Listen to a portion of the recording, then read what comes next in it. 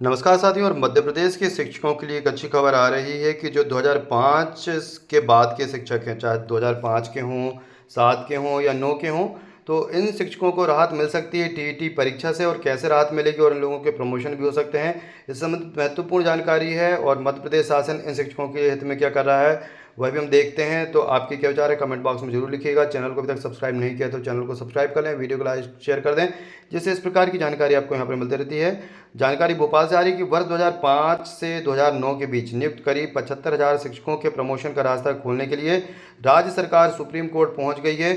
School शिक्षा विभाग ने पूरक याचिका दायर कर मांग की है कि 2005 और 2008 में हुई संविदा शाला शिक्षक श्रेणी 2 पात्रता परीक्षा को शिक्षक पात्रता परीक्षा के बराबर माना जाए। और एक चीज़ और है कि जो परीक्षाएं 2005-8 में हुई थी और जो 2011 में हुई, इनका सिलेबस बिल्कुल सेम है। यदि 2011 की परीक्षा को यदि वैलिड माना जा रहा है, पात्र माना जा रहा है, तो निश्चित मान के चलिए कि 2005 और 8 में भी सिलेबस वही ज्यों का त्यों था।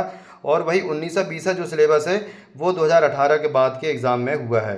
तो इस प्रकार जो है सुप्रीम कोर्ट गई सरकार। हालांकि सुप्रीम कोर्ट जाने की आवश्यकता नहीं, क्योंकि सरकार स्वयं में इतना विवेक और चिंतन होना चाहिए कि जो उन्होंने परीक्षाएं की हैं वो टेट के बराबर ही हैं।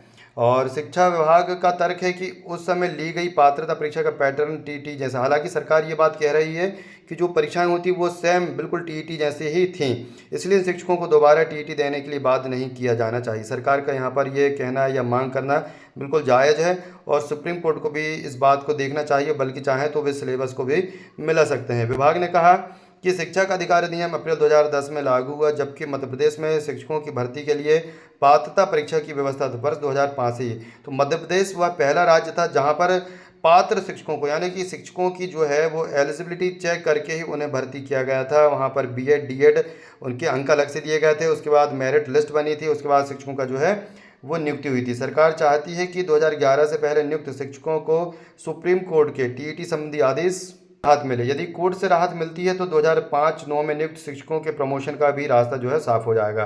तो शिक्षकों का भी कहना है कि प्रमोशन जब ही हो जब ये टीईटी क्लियर हो जाए, अन्यथा ऐसा ना हो प्रमोशन के बाद शिक्षक फंस जाएं और उन्हें अलग से टीईटी परीक्षा देनी पड़े। तो ये जितने जल्दी क्लियर होगा कि 2005 और 9 वाले जो हैं वो वैसे ही पात्रता परीक्षा देकर के आए हैं, इसलिए उनके प्रमोशन में कोई दिक्कत नहीं आना चाहिए। इससे जो है शिक्षकों के प्रमोशन का रास्ता भी खुल जाएगा।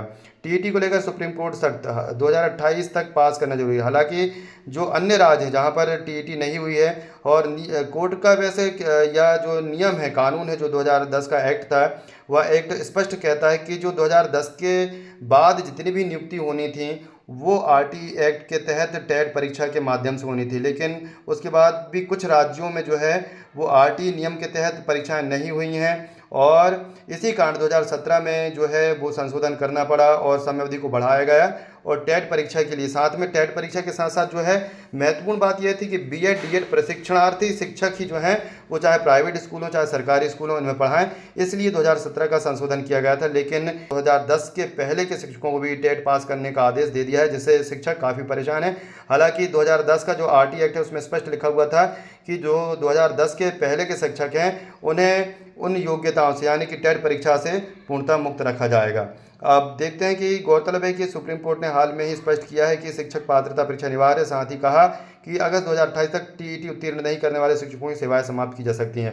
सबसे बड़ा दिक्कत यही है कि शिक्षकों को पुरानी पेंशन भी नहीं, यदि उन्हें नौकरी से अलग कर दिया जाता है तो फिर उनका जीवन का निर्वाह कैसे होगा, उनका परिवार कैसे होगा। बहुत से शिक्षक ऐसे हैं जिनके ऊपर बहुत से लोन चल रहे हैं, कुछ ऐसे हैं जो बहुत दुर्लभ बीमारियों से ग्रसित हैं, तो उनके जीवन को संकट हो सकता है। अब मिलेनियस एप्लीकेशन जो है यहाँ किसी पहले से चल रहे मामले में अतिरिक्त राहत समय बढ़ाने, नए दस्तावेज जोड़ने या पुराने आदेश में बदलाव की मांग के लिए दायर की जाने वाली पूरक याचिका होती है। यह अलग से नया मुकदमा नहीं होता बल्कि उसी मामले का हिस्सा होता है। तो यहाँ पर मिसलेनियस एप्लीकेशन के माध्यम से मध्य प्रदेश सरकार गई है और मध्य प्रदेश सरकार का कहना है कि हमारे यहाँ 2005 से टीईटी हो रही है और हमारे यहाँ 2005 के बाद से टीचर जो हैं वो शिक्षक पात्रता परीक्षा देकर के आए हैं, उसे माना जाए और उन लोगों के प्रमोशन करने का जो है वो अधिकार शिक्षा विभाग को दिया जाए। और आपका क्या कहना, आप अपने कमेंट बॉक्स में जरूर लिखिए। चैनल को सब्सक्राइब करें, वीडियो को लाइक करें। धन्यवाद।